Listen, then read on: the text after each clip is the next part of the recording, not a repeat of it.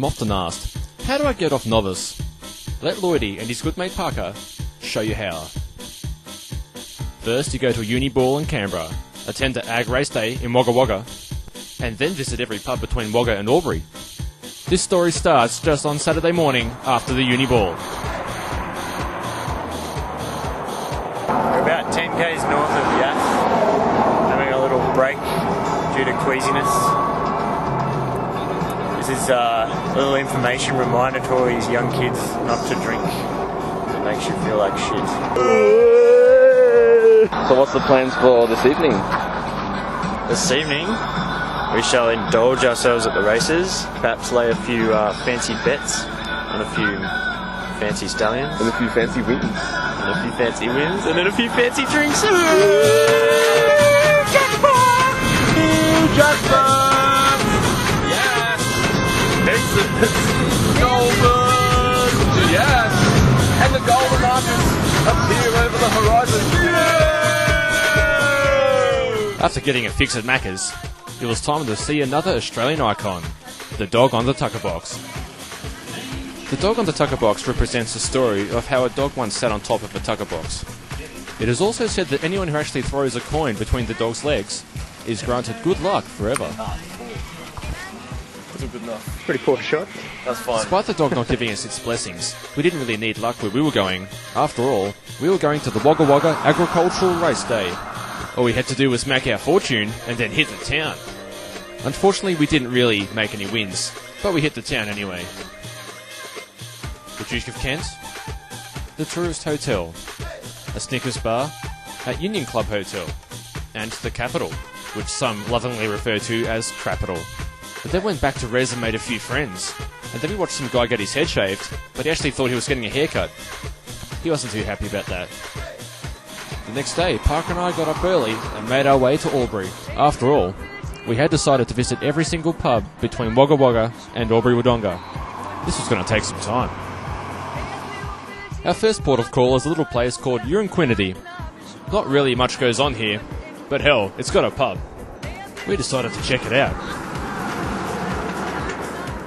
Place has got itself a bistro, a TAB. But what's this? VB mid. Come on. Anyhow, it got better. Things were looking up. We had Carlton Draft, VB, and what? No! Parker and I were disgusted. We finished up our drinks and left. Time to move on. It was time to travel further south. This place, The Rock.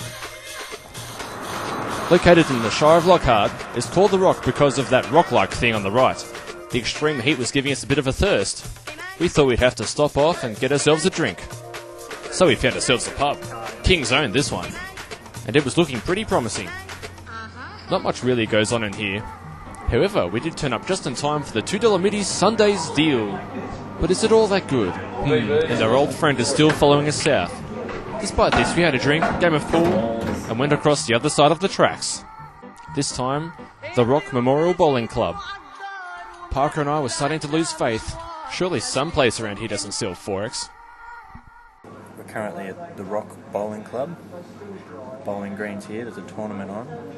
I'm onto my juice now because I had a few too many beers. The old driving skills might be cramped somewhat. But incidentally, this is the first place we've come to where there is no Forex. Not even on tap, not even in bottles. Even one of the patrons here hasn't even heard of Forex. I'm liking this region. Success!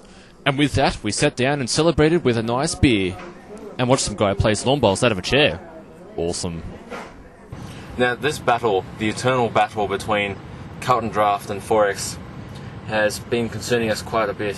You see, Forex has been moving further south, but we've made our first breakthrough. The first pub on our travel south that does not serve Forex. Things are looking good. Indeed they are, Lloydy. Indeed they are. But despite this success, not everything survives the harsh Australian climate. Here at the Huron Creek pub. It's looking a bit closed. Everything's boarded up there, so it's a bit unfortunate. So what the fuck are we doing here then? Good point. So on that note, we left. A few more Ks to go, but what's next?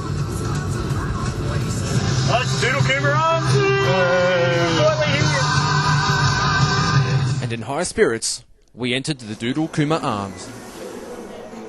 The taste of success. Not a single tap or bottle of Forex in sight. We were clearly in CUB territory. But what's this? Mid-strength, come on. We decided to hit the sticks. We had enough of this city life. It was time to hit the dust and go and find more areas of adventure. Next stop, Coal Camp. The place where the truckies come for a few cold ones and no one gives a shit about car theft. And of course, we found ourselves a pub and a new entrant, Tooheys Red, Carlton Draft, and our old favourite. And just after we thought the battle was fought and won, Parker and I were blown away. 4X is back. Parker and I decided if you can't beat them, join them. Those who often know the enemy have more chance of victory.